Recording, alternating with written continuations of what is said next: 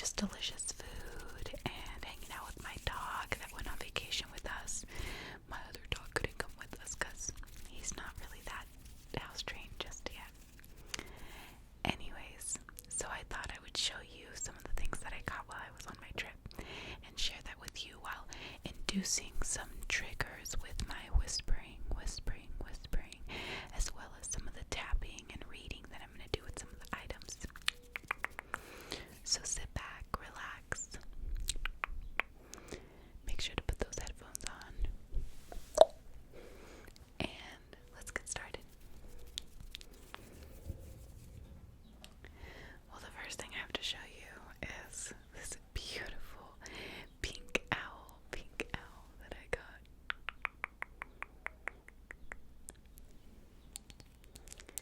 What should we name it?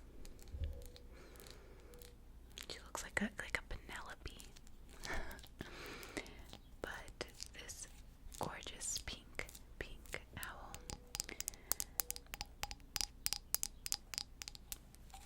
is made of, I believe, ceramic. I think it's ceramic. It's so pretty. I love the little detail right there with the eyes. So pretty. So pretty. I actually got this at a bookstore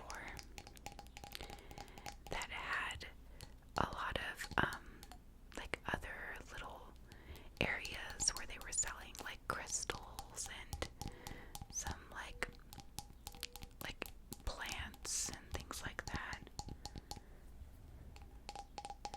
And I found these just kind of in this little nook. Ooh, we have a sticker.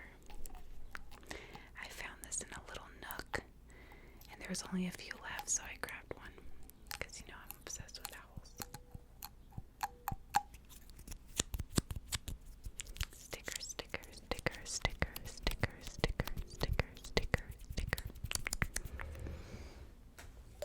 What I love about these is when they have this little hole at the bottom, you can make some cool sounds.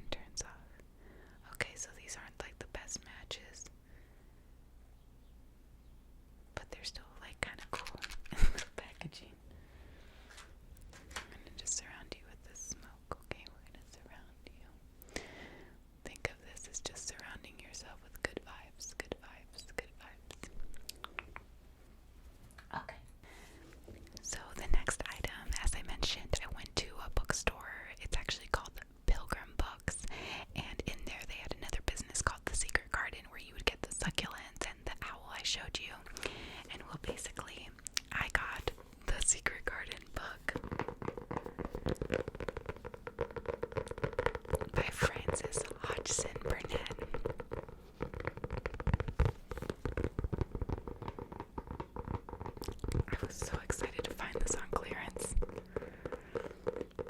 And it was only because this cover was a little bent. That's the only reason. So I mean, always take a look. You never know what you're going to find. And I like this because it's bound very nicely by the publisher. It's like this nice, thick, soft cover. Almost feels like a faux leather kind of feel. It's very pretty. And if you've never watched this or seen it, as I mentioned, please take your time, especially if you like classics, stories like from like people like Jane Austen. She's the one who did like Pride and Prejudice, Emma, and those stories, which are fantastic, some of my favorites. So this is not as much in the past as those, but it is kind of that classic storytelling, it's not like fast-paced or anything like that, but I find this to be almost like a coming of age story, especially when sometimes you don't have the perfect guidance in your life, or sometimes you lose your parents when you're young. If you're someone who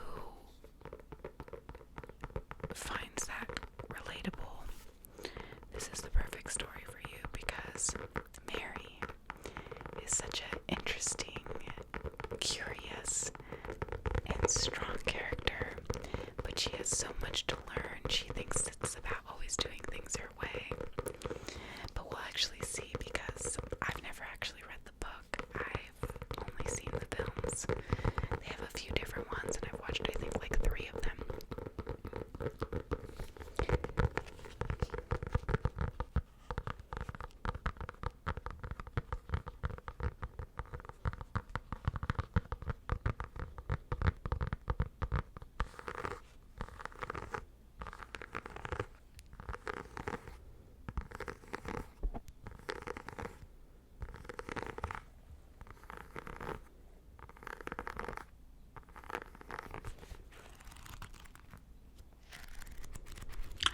Smell of new books. And I know some people like audiobooks and electronic books, and I do too, but I don't know, there's something about taking a book with you, sitting down near the beach or the park and just reading, or even just in your own home.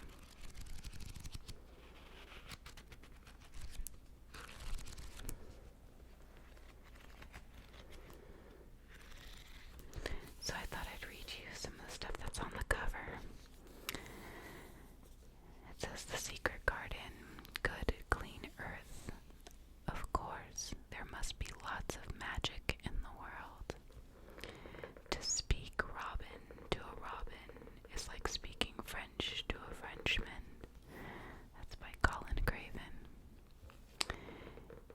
Oh, so I realized that these are a bunch of beautiful quotes from famous poets. Now I'm noticing what that is, because I saw Dickinson, Emily Dickinson. So it says, "It is the sun shining on the rain, and the rain falling on the sun."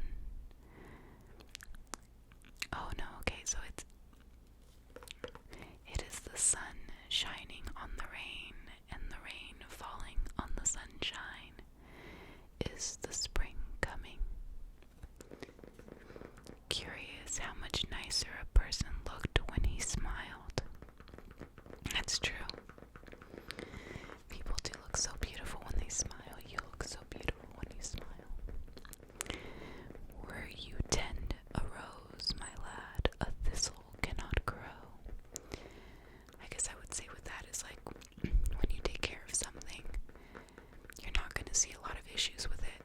When you take care of something like a relationship, for example. She noticed a clean, fresh scent of heather and grass and leaves about him. That'd be a really nice smell, actually.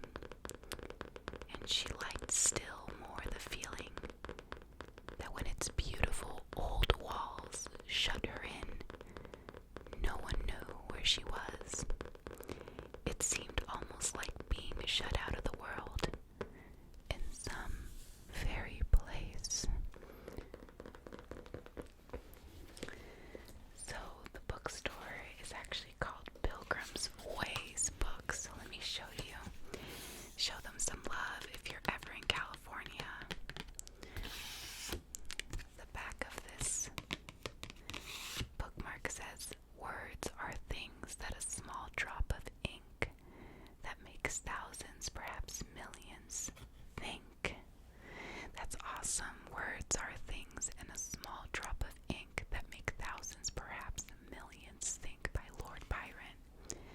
That's really true. I do think that this is a way for us to learn even from, fiction and fairy tales. It's not just learning from history books. So I agree that books are so amazing in that way.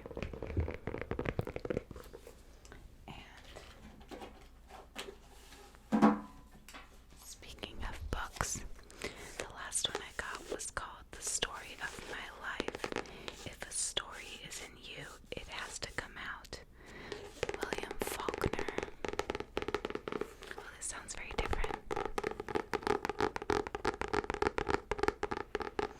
The cool thing about this book is it's actually a blank book. It's a blank book. It's a blank book. A blank book that you get to fill in. And I'm not like the best writer, but I always want to write memories down. And in a journal is okay, but I figured this is actually like something that maybe could tell my story. So in the pages, it has different, like, basically like how to initiate whatever it's asking you, like a little paragraph of like what it wants you to write about, and then it'll have little sections. So I think it'd be good for me to ask you some of these questions, and then you can write your answers in the comments below. So the first one I'm seeing is, when I was a kid, my favorite TV show was blank because, oh wow, I mean, I had a lot of different favorite shows. I would love to know what your favorite show is. Mine, when I was a kid, that's kind of hard to decide, to be honest, because there's different eras of your life that you're watching different things, and I'm sure I'm gonna think about this later and be like, oh my god, you could have said that one or that one. But the one that's honestly coming to mind, and probably because I just watched the full thing over again, is Fresh Prince of Bel-Air. Fresh Prince of Bel-Air. I just found it so hilarious and was really ahead of its time. Some of the subjects that it talked about, and just in general, like the music and the fashion, and it was just so fun.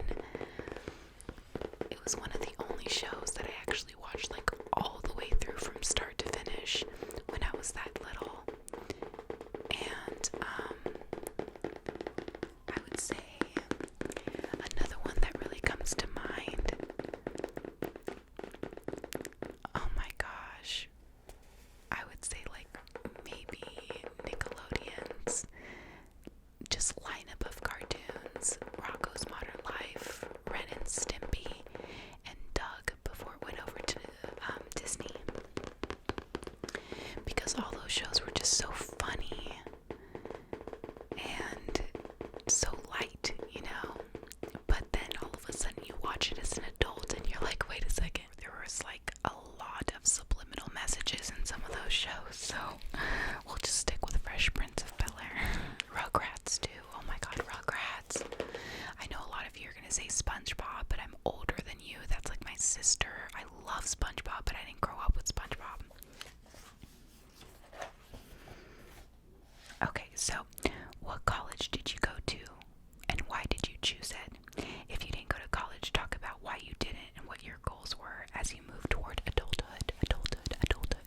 I would love to hear your answers. Make sure you comment below and let me know. And if you didn't go to college, what you decided to do, which, my husband went to college for like a little bit, and then he decided to start his own, career path by working with a great company, and it turned out amazing for him. So, everyone has different paths. I decided to go to Cal State Northridge, also known as CSUN, Whoop Whoop Matadors, and I absolutely loved it there. I chose to go there because I wanted to go to the film program.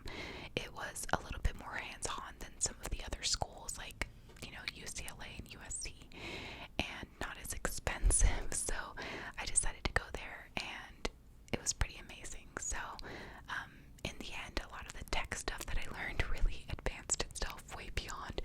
I mean, we were learning on 16mm cameras, which is really cool. You have to learn from like the ground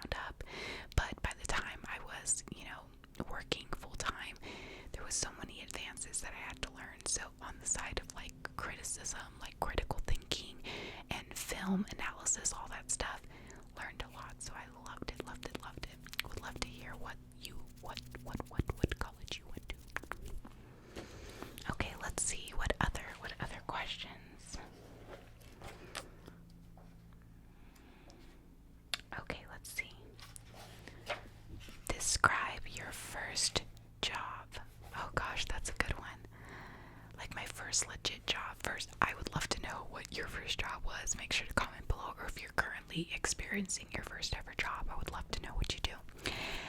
My first job was working at Dairy Queen in Orange Julius at the mall. And honestly, it was great to a certain degree. I mean, I love that I was able to have, Orange Julius and the berry smoothie at my hands whenever I wanted, because it was delicious. If you've never had Orange Julius, it's like Orange Bang or having like Orange Dream Machine from Jamba Juice. Like, if those are comparisons. But anyways, long story short, from chili fries to constantly smelling like ice cream, it was really an interesting place to work. We were all very young, constantly cleaning, but I always say this, but like the manager, like seriously thought she was like the Dairy Queen, so it was a little bit like way too serious for me at like 16 years old, making $6.25 an hour at that time, which was a really long time ago. We're talking more than 15 years ago, and I learned a lot. I learned that I didn't want to work in food. I learned that like being on a cashier, actually, like, you have to know numbers, and like it really is a fast-paced place to work in the mall, so you have to be someone who is patient, not reactive. Like, I learned a lot from that first job, but I think the thing I learned the most is that Orange Julius is delicious, and so is Dairy Queen, and that Snickers with a blizzard is like the way to go. I'm being totally lame, but that's like basically what this book is, Let's see what else. Write about a time when something turned out differently than you expected it to. This doing ASMR, I was really just listening to ASMR for help, and now I do it because I love helping others, and I didn't think that so many people would even want to hear it, so that's pretty cool. That's something that turned out differently than I expected. Also, the length of this video is really long, so we're gonna call it a night. I hope you enjoyed this random show and tell video, and that you got to know me a little bit better. Make sure to like and subscribe. Answer the question below about what your first job was. I would love to know. And until I see you again, take care of yourself, owls.